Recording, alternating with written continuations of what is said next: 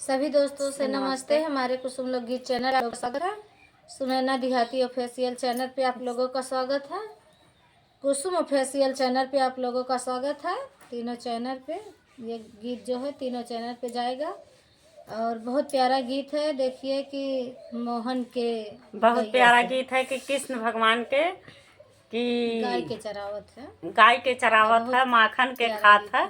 बहुत प्यारा गीत बा। गीत अच्छी लगे तो कमेंट में जरूर बताइए दोस्तों। लाइव सब्सक्राइब करिए। आप लोग के हाथ जोड़ के विनती बा कि आप लोगों के तीनों चैनल पे सपोर्ट करिए।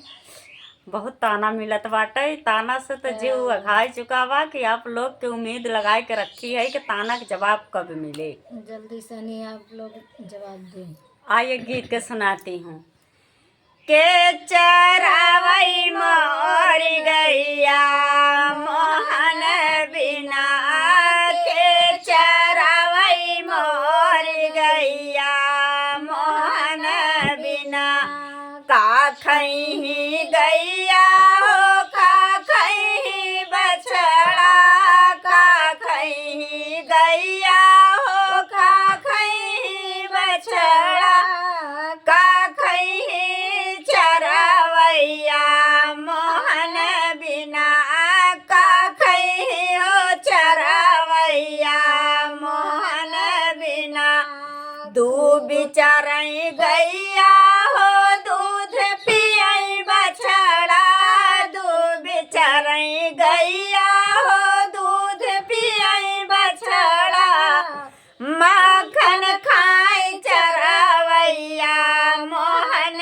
बिना, माखन खाई चरावैया मोहन बिना, के चरावई मोर गैया मोहन बिना, के चरावई मोर गैया मोहन बिना, का घूटई गैया हो का घूटई बछड़ा, का घूटई गैया हो का घूटई बछड़ा, का घूटई चरावैया मोहन बिना, का घूटई हो चरावैया मोहन बिना, गंगा घूटई गैया जमुना घूटई बछड़ा, गंगा घूटई गैया जमुना घूटई बछड़ा, सरजू घूटई चरावैया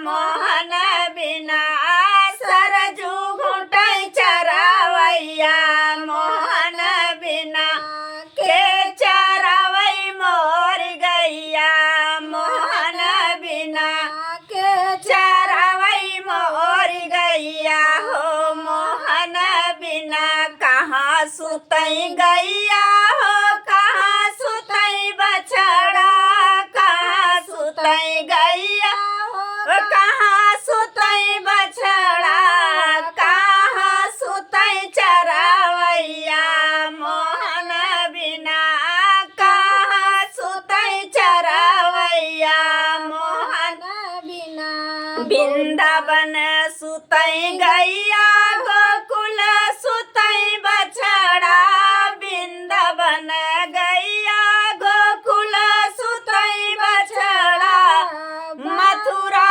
सुतई चरावैया मोहन बिना, मथुरा सुतई चरावैया मोहन बिना, के